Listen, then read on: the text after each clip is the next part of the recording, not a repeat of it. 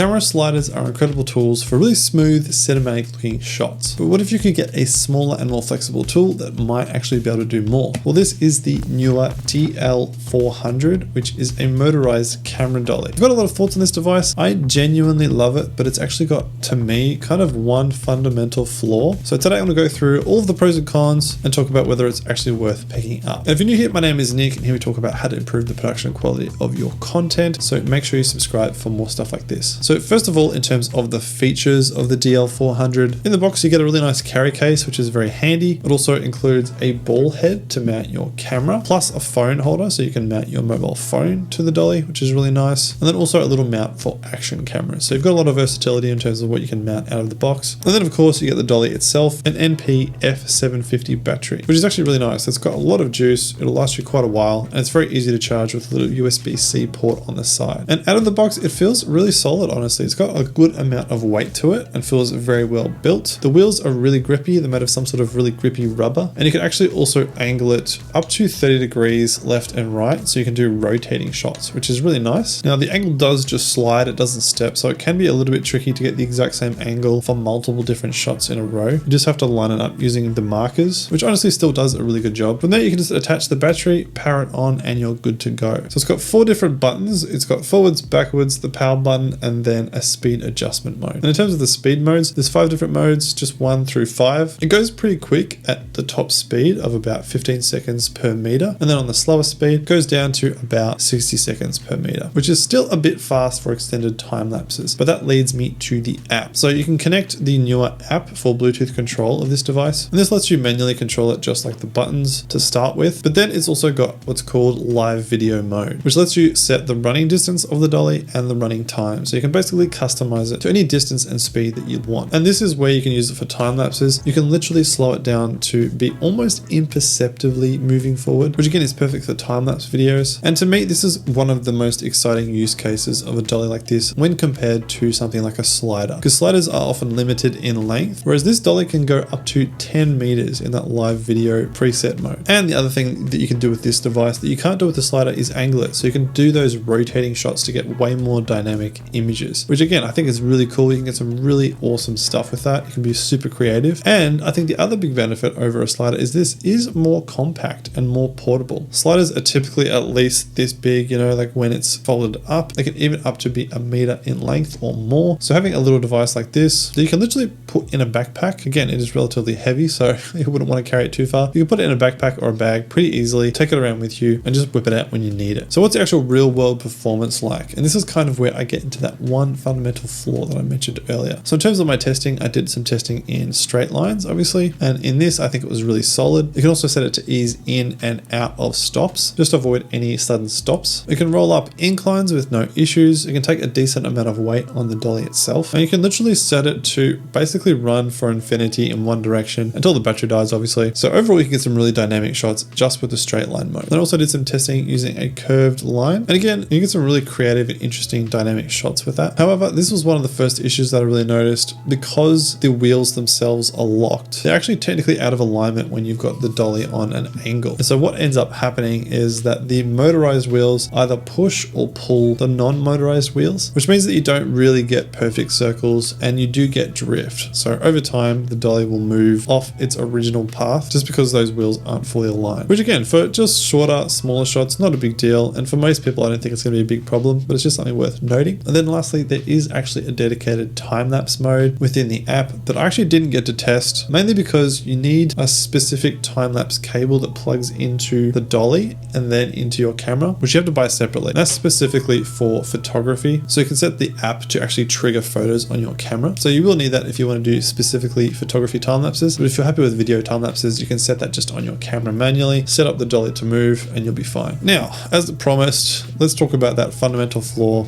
that I found with this dolly, and that was actually that it tends to vibrate the cameras that are mounted on it. And I personally couldn't really get to the bottom of where the vibration was coming from. I'm not sure if it's the tread on the rubber tires. I think it's probably more likely to be some kind of stepping thing with the actual motor itself. Now, I mainly use cameras with in-belt stabilization, like my mirrorless camera and my phone. So when I play back the footage, it really wasn't noticeable, that vibration. However, anytime I switched off the stabilization, it becomes really obvious. And to me, this is kind of a big oversight considering the whole point of a dolly or a slider is that you get really smooth shots. So it is quite frustrating that that vibration does exist. And obviously it partly relates to the surface you put it on. A dolly is never going to be as smooth as a slider because the slider has its own dedicated track to run on, which is perfectly straight. Whereas if you run a dolly over any sort of imperfect surfaces, it's always going to pick up those bumps to some degree. However, with this specific dolly, even when I've run it on perfectly flat surfaces, that vibration does still seem to show up. Plus the little ball head that's included probably isn't the most sturdy in the world. It does the job, but I think if you're using kind of more serious cameras that are a bit heavier, you probably need something a bit more sturdy. So lastly, in comparison with a slider, I actually do think I would probably prefer a dolly like this. I think the main advantage to having a slider is you can mount it onto a tripod. So you can get higher level shots, whereas with a dolly, you're kind of limited to the highest surface in your area or in your vicinity. So for me, obviously I can put it on my desk, but if I'm out and about, generally I can only do shots from ground level. So that's something to keep in mind if you're comparing it to a slider. But apart from that, I think you can actually be more creative with a dolly like this. But in conclusion, do I actually think it's worth buying? Do I recommend it? Currently it's retailing for about $190 US. And I think I do recommend it, but with that caveat that you just have to watch out for that vibration. I think if you're using stabilized cameras and you're okay to just kind of watch out for that, then I think you'll be quite happy and you can get some really fun, creative stuff with this. I've personally been having a lot of fun with it, but if Neewer could somehow remove that vibration, then I would fully be able to recommend it without reservation. But let me know what you think. Have you got one of these? Are you thinking about buying one? Let me know in the comments. I'm very keen to hear what you think, especially when it comes to that vibration issue. And if you're interested in more reviews of tech that will help you with your content creation, then make sure you check out this playlist right here because I've reviewed all sorts of devices over the past few years, so there'll be heaps to watch right there.